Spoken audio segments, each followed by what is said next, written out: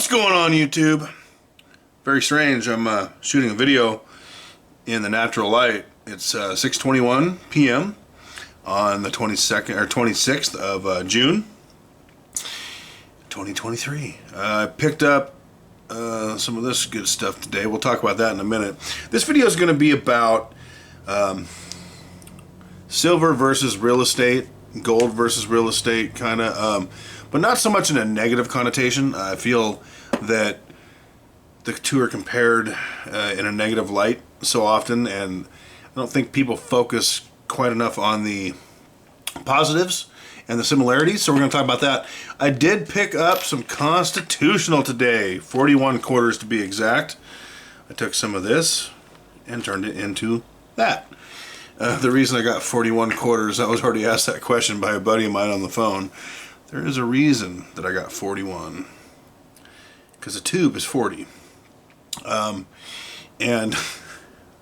the reason is I'm going to send somebody one that kind of as a joke, but also because I said I would. I paid 21 times spot, and I believe that comes out to what, $29.40 an ounce. Somebody check my math. That was my math earlier. I did not check it before I shot the video, but a tube makes what, 7.15 troy ounces of silver. So I got just over 7.2 ounces of silver added today. Premiums have come down. They're still not where I want them to be, but you know, I'm adding pieces of me, and it's not 25, 26 times face like it was there for a while. So, you know, this seems to be a pretty standard amount at my boy Harry's. So, also, if you don't know Harry, go check him out. Link in the description. Super awesome LCS. You couldn't ask for more. And if you did, you'd be asking for too much, because Harry's the man. Harry's Coin Shop is legit. Check him out. Good guy. Good friend. Really like him a lot. Also, before we get into the real estate issue, if you could please take a moment, hit the like button, hit the subscribe button, leave a comment, show some love. I'd appreciate you. I don't usually, usually y'all, I'm filming it like 2 o'clock in the morning, midnight.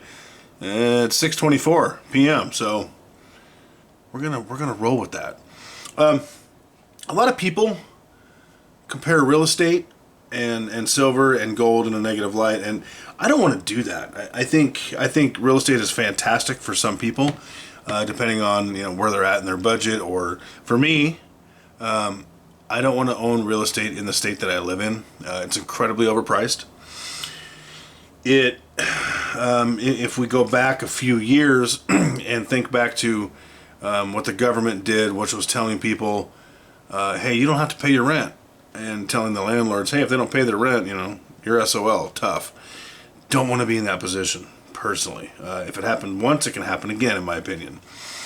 So there's that, and again, where I live, the real estate is incredibly overpriced. I did not know this.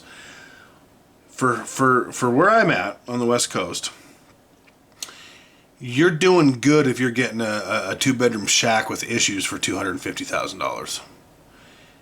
I've got some friends in the Midwest, and it's astronomically different. For what you can get a shack here for, you can get a beautiful, large 3-4 bedroom, 2-bath home over there. That's a problem for me. So I don't want to purchase anything here and be stuck with that. And for me, it's not a good investment. Real estate in my area is just not a good investment to me. And I happen to live on the West Coast where, if they decide that, tenants don't need to pay rent again for any reason, no problem, it's fine. And you're left holding the bag. Not going down that path. Not for me.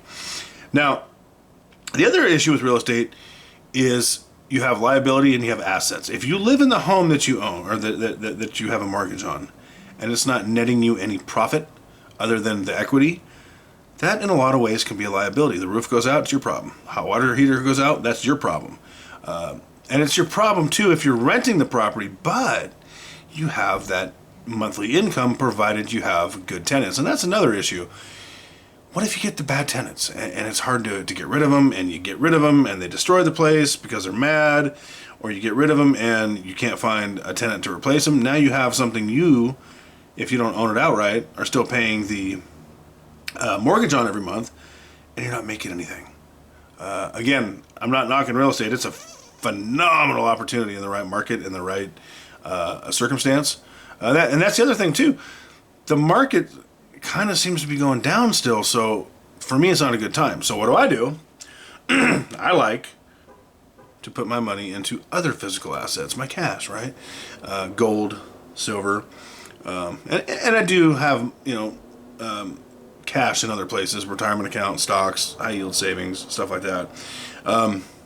But for me, I think it's kind of the same idea in a way. The profit margins are clearly going to be different, but I'm putting money into physical assets that will appreciate over time, like real estate, at a slower rate, most of the time, absolutely. But I don't think that's a great big difference. I think that's a very similar mindset, and I don't understand that divide between people who hate on one or the other and can't see the positive in owning both things. For me, it just makes more sense to have my money going toward this at this point in time for the reasons I've listed. And the other thing too that a lot of people I don't think consider, got a buddy of mine got a property tax bill, 6-month property tax bill, and he's like, man, I own it and I still got to pay tax on it. Absolutely, which is completely ridiculous. We're going to tax you to own your own land. Like, oh, what is that? But anyway, there's nothing we can do about it. It is what it is. Something like gold and silver have an allodial title, and that means you own it. Right? There's no third party involved. No, nobody nobody can make you pay a yearly tax on this to hold it. Places like California, sure, you have to pay a bullion tax, which is absolutely ridiculous when you're taking fiat and converting it into money. That is ridiculous. I get that, but to hold it, to own it, there's no tax. Once you hold it, you own it, like they say, and you're not paying a maintenance fee unless you're using a vaulting service, but you're not paying the government a maintenance fee to hold it. Of course, you have to have a safe place to hold it, which means you have to pay your rent or you have to pay your property tax to store it in your home. Absolutely. But this in itself, I don't bury it. Some people do. I suppose if you bury it, and I'm not a financial advisor, and I'm not recommending any of this, and I'm not recommending burying it for sure. Highly against that. But I suppose if you did something like that, you wouldn't even have to worry about that. So there are definitely pros and cons. I think real estate definitely has the potential to go up in value a whole lot more, realistically. And I also think it has the potential to go down in value a whole lot more, but more up overall. But for me, in my situation, it makes a whole lot more sense for me to do this. I don't think one way is right, one way is wrong. I think ideally both ways would be the way to go. I'm just not in a place where I want to do that right now. But I am also giving myself the opportunity to have that down payment, to store that wealth, so that when the time comes, I can purchase that real estate. So, just kind of what I'm thinking about right now. The housing market's kind of jacked. I know a lot of people that bought at the top of the market said it was the best investment ever. Real estate always goes up, and they're learning a very harsh lesson right now that they have been paying on something that now has less equity. I mean, they have gained equity, but it's worth less. So where are they at?